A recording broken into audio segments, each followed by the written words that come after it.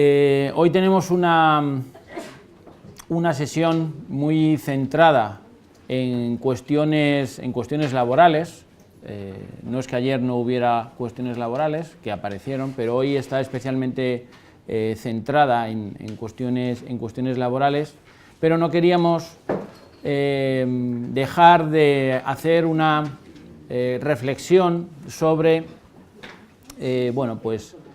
una reflexión genérica sobre el tema de los derechos de las personas con VIH en España, viéndolos o interpretándolos a la luz de los 4 noventas que se han propuesto desde Naciones Unidas para dar respuestas al VIH.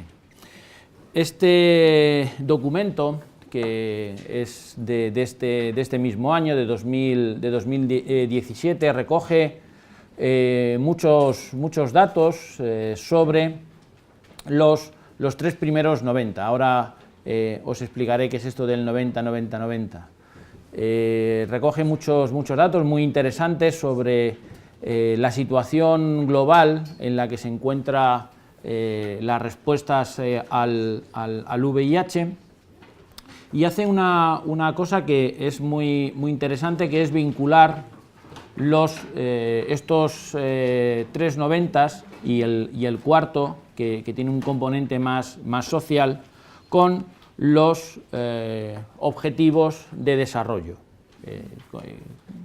Todos conocemos estos objetivos de desarrollo de Naciones Unidas. Este otro documento también es muy interesante porque lo que hace es analizar esos objetivos de desarrollo sostenible desde la perspectiva del VIH, y ver de qué manera el VIH se hace presente en los distintos objetivos que se han marcado en la agenda de Naciones Unidas.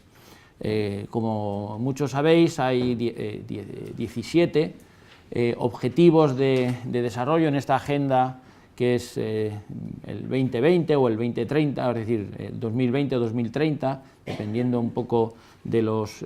hay ya, ¿no?, la idea de hacerlo hasta 2030, pero el VIH tiene muchas implicaciones en varios de estos objetivos. Por ejemplo, en el número 3, que es un buen estado de salud y una buena condición de vida. En el número 5, que es igualdad de género.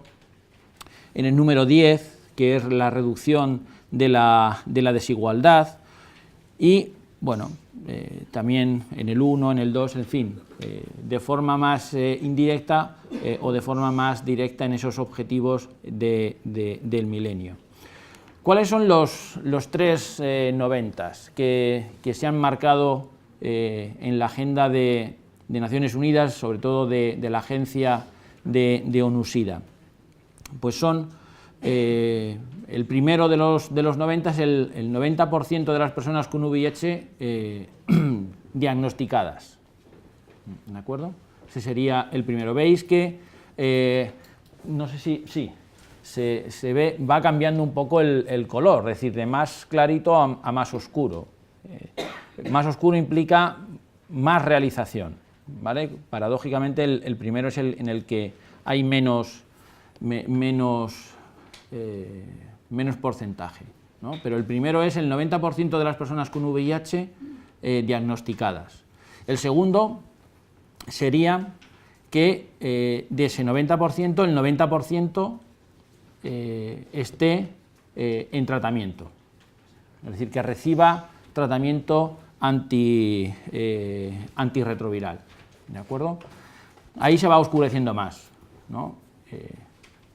Es más sencillo, incluso hay objetivos de ONU-SIDA de haber alcanzado un determinado número de millones de personas, y se consiguió con cierta antelación, porque, bueno, ahí sería más sencillo conseguirlo, a pesar de las dificultades. Y el tercero sería que de las de esas personas que conocen el diagnóstico y que están con tratamiento, el 90% esté con una supresión viral o con carga viral indetectable, por lo menos, ¿no? Es decir, pero por lo menos que el nivel, la carga viral sea baja, tal y como nos explicó ayer el doctor Pablo Rojo. Bien, estos 3 90s están muy bien. Ahora veremos qué repercusión tienen para los derechos humanos de las personas con VIH en España, pero son fundamentalmente, de nuevo, una respuesta de carácter médico-asistencial, ¿vale? De ahí que se haya propuesto por Michel Sidibé la inclusión de un cuarto 90, el famoso cuarto 90 que tiene un componente más social, porque el cuarto 90, la idea es que el 90% de todas esas personas que han sido diagnosticadas, que están en tratamiento, que tienen una carga viral, tengan una buena calidad de vida. Y en la calidad de vida entran indudablemente en juego el disfrute de los derechos y de las libertades en igualdad de condiciones, ¿no? Es decir, no se puede tener una buena calidad de vida o no se puede realmente disfrutar de lo que se consigue desde la respuesta médico-asistencial si me están constantemente discriminando o me están limitando innecesariamente los derechos. Lo dijimos ayer, lo volvemos a repetir hoy y posiblemente lo tengamos que seguir repitiendo a partir de la semana que viene, una vez que haya pasado el día 1, es decir, una vez que pase mañana el día mundial, dar solo tratamiento es un éxito relativo, es un éxito, ¿vale? Pero es un éxito relativo, no podemos solo centrarnos en las cuestiones médico-asistenciales, y olvidando, ¿no?, las cuestiones más de carácter social, de carácter de derechos humanos. Y ahí el disfrute de los derechos en igualdad de condiciones, el disfrute de las libertades en igualdad de condiciones es un elemento clave. Ya ayer salieron algunos temas en los que, pues, en España se producen situaciones que deberían corregirse. Hoy saldrán más. Son puntos para una agenda de reformas normativas, de reformas de políticas públicas que creo que que son necesarias en nuestro país. La ciencia y la medicina por un lado, pero la ética y el derecho por el otro, es decir, tienen que ir de la mano. La cuestión del VIH y el SIDA es también una cuestión de derechos, insisto, y esto tenemos que ponerlo o decirlo con claridad para no centrarnos únicamente, como luego veremos, en cuestiones asistenciales. El VIH, como sabemos, es un problema social, también es un problema médico, pero ahí se ha avanzado mucho, ¿no? Y es un problema social con todos estos factores. En España viven unas 150.000 personas, de las cuales más o menos 20-25% desconoce el diagnóstico, lo cual pues ya está afectando a uno de los primeros 90, ¿de acuerdo? Y mucha gente desconoce el diagnóstico, como ahora veremos, porque pues tiene miedo a hacerse la prueba por los problemas que hay de confidencialidad de los datos, de invasión de tu privacidad. También es un problema social por el estigma. En la cátedra trabajamos, en la cátedra de discapacidad, enfermedad crónica y accesibilidad a los derechos, donde se integra la clínica legal, trabajamos con más enfermedades y es cierto que muchas comparten problemas, pero el grado de estigmatización social que tiene el VIH no lo vemos en el resto. Se produce discriminación a raíz de esta estigmatización, además una discriminación que por por los casos que vemos, es de todos los tipos. Hay una discriminación directa, hay una discriminación indirecta. La directa es cuando la norma directamente considera que la persona con VIH pues, no puede hacer determinadas cosas. El ejemplo más evidente es el cuadro de exclusiones médicas del Cuerpo Nacional de Policía, que es de 1988 y habla de el VIH, ¿no? Expresamente habla del VIH. Hay otras que son indirectas, no habla del VIH, pero al final las personas que son discriminadas son las mismas.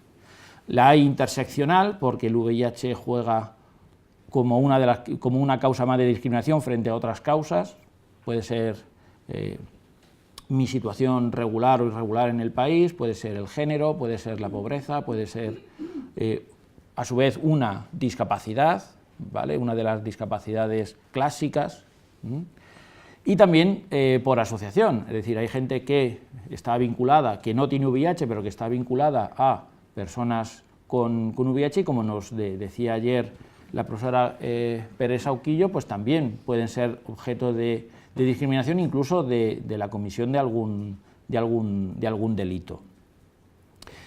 Nos encontramos con una condición de salud que es altamente discapacitante desde el modelo social. No voy a entrar aquí, ayer ya estuvimos hablando sobre esto, pero la sociedad pone barreras a personas a las que se les atribuye muchas veces una peligrosidad social que no tienen, ¿vale? O que se les atribuye una incapacidad para hacer determinadas cosas. Pueden ser deficiencias o limitaciones supuestas, no tienen por qué ser reales. Y luego está el tema de la criminalización de la transmisión, ¿vale? Que indudablemente hay que, es decir, transmitir el virus puede tener, ¿no?, cierta responsabilidad civil y penal, pero también hay que tener en cuenta que en una relación de dos o de más de dos, pues uno no se infecta si no quiere, ¿no? Es decir, existen mecanismos también para evitarlo, ¿no? Y no siempre poner el foco sobre la persona con VIH, haciéndole a él o a ella responsable de la transmisión. Bueno, ¿dónde estamos? Esto lo he puesto para ver qué tal andabais de dioptrías, ¿vale? Fatal, ¿no? Es un test. Bien, no lo intentes. Bien, España está muy bien en el segundo y en el tercero, ¿vale? Estamos aquí, segundo 90, ¿vale? Estamos aquí.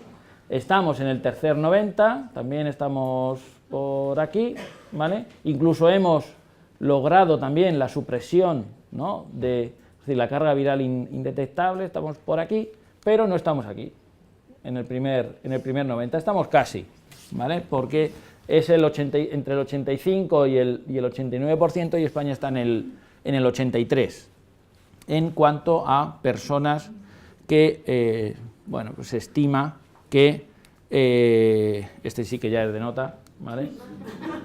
Pero son todos los países, ¿no?, de la Unión Europea, más Estados Unidos y Canadá, donde se puede comparar, ¿no?, muy bien en qué lugar nos encontramos de la clasificación.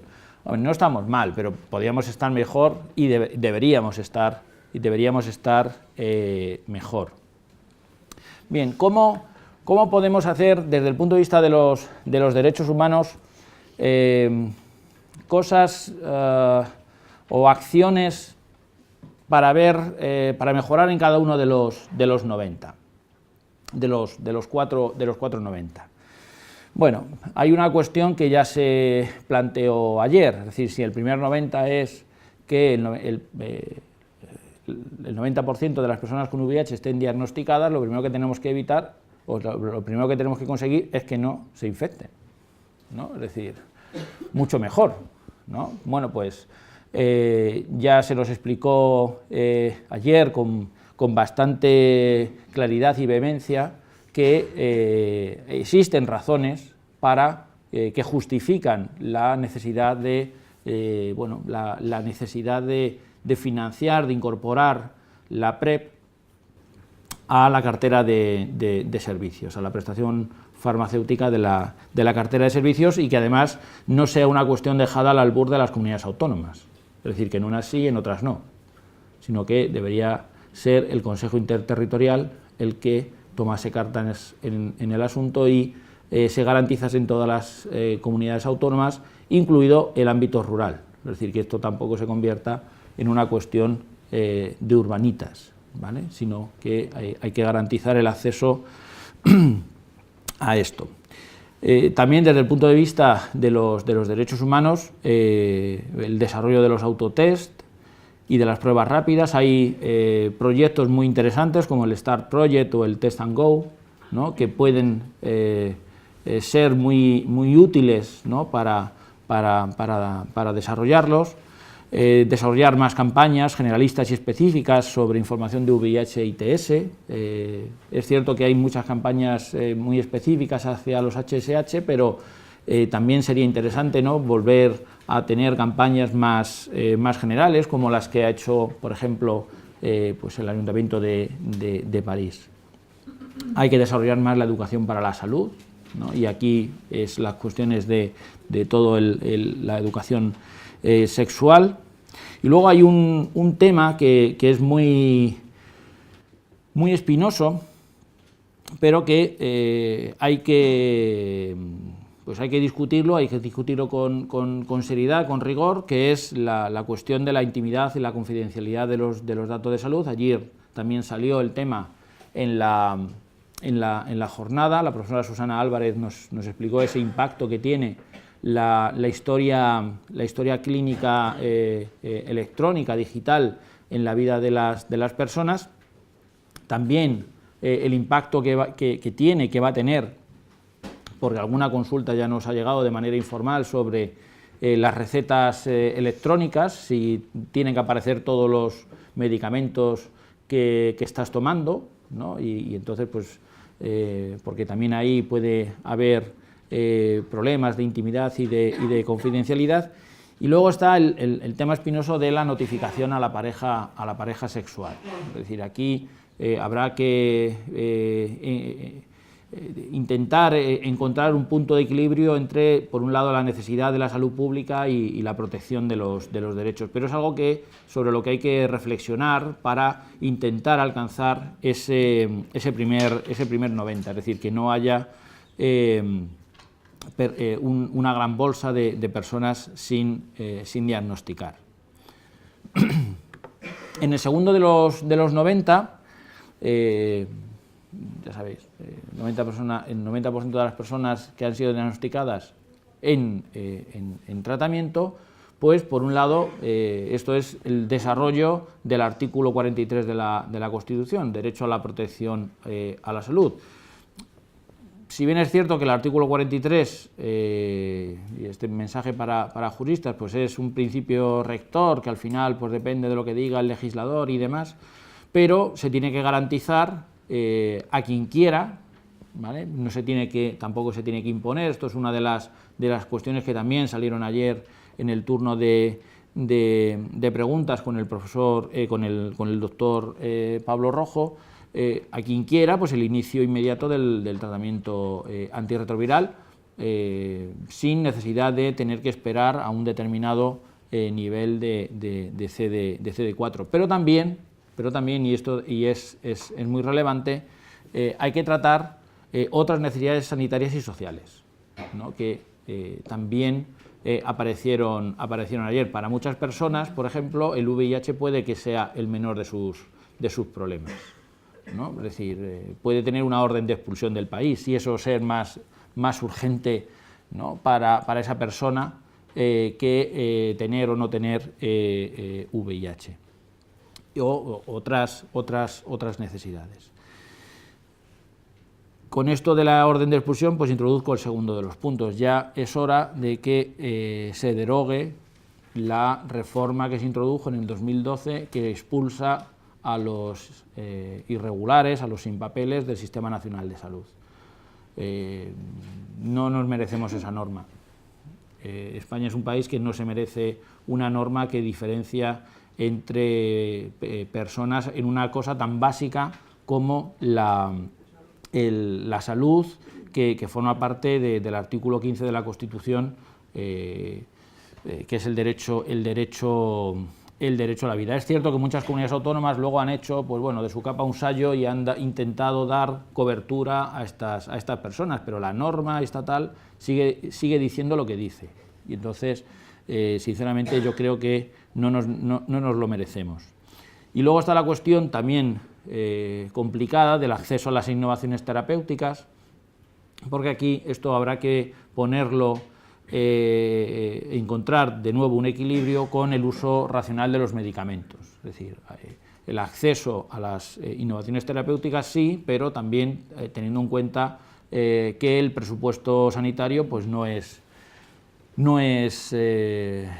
infinito, ¿no? Si estuviera aquí un economista de la salud que también colabora en el proyecto, que es el profesor Félix Lobo, diría que los desayunos no son gratis en ningún sitio. Entonces, bueno, pues este coste tenemos que ser conscientes, pero también siendo conscientes de que existen innovaciones terapéuticas que puede que sean más caras a corto plazo, pero que a largo plazo suponen un ahorro.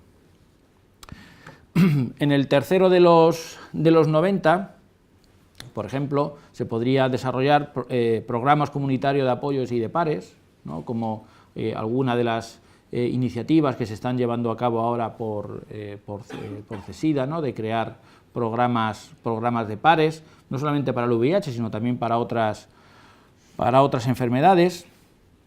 Y esto es una cuestión que el segundo de los puntos es una cuestión que a mí y en la clínica en general nos preocupa, que la indetectabilidad es un medio para conseguir otra cosa, ¿no? Es un medio para un fin más superior, que es la normalización de la vida de las personas con VIH. No nos podemos quedar solo consiguiendo la indetectabilidad como si eso fuera el fin absoluto.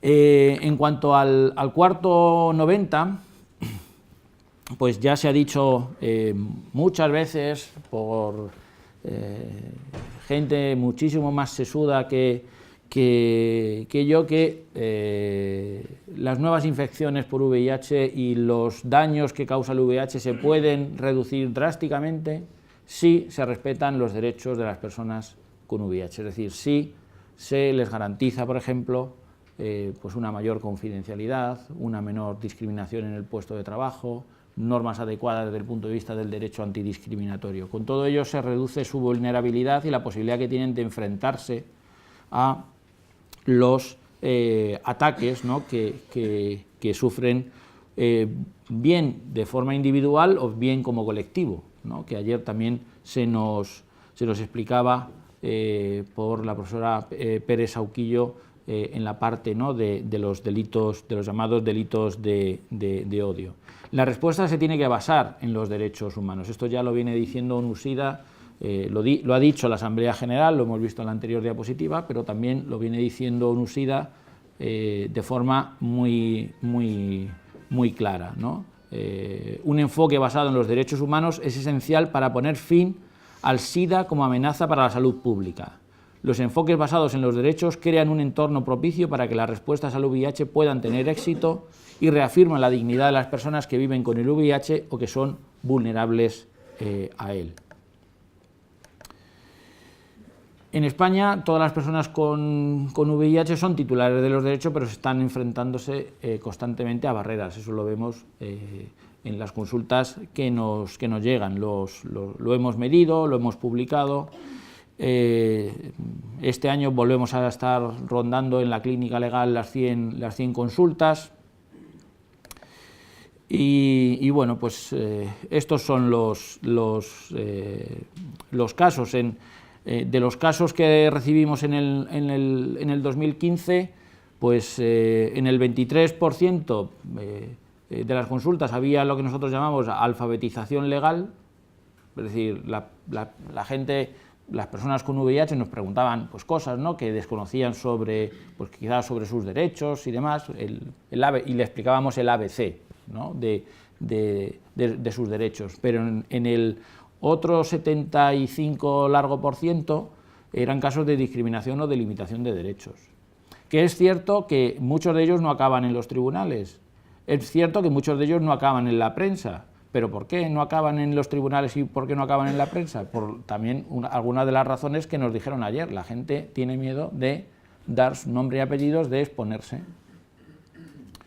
Entonces, ese es un problema muy serio. Que no aparezcan en los tribunales, que no aparezcan en la prensa, no significa que la gente no viva con angustia y con preocupación su enfermedad. Los casos, pues, mucho de xerofobia, de normas que incluyen pruebas médicas y que hacen una exclusión genérica de las personas con VIH, barreras de acceso a determinados servicios, los seguros, por ejemplo, ¿no?, uno de los grandes campos de batalla.